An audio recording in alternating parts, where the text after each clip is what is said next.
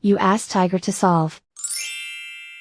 This deals with linear equations with one unknown. The final result is x equals -5.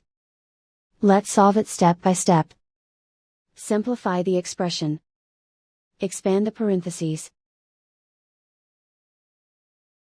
Simplify the arithmetic. Expand the parentheses.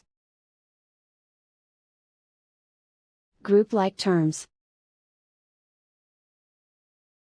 Simplify the arithmetic.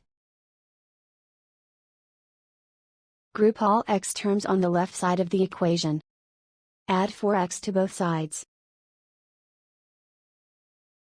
Group like terms. Simplify the arithmetic.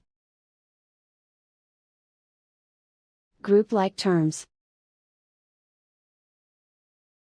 Simplify the arithmetic. Group all constants on the right side of the equation. Subtract 18 from both sides. Simplify the arithmetic.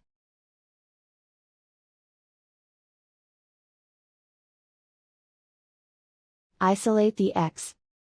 Divide both sides by 6. Simplify the fraction.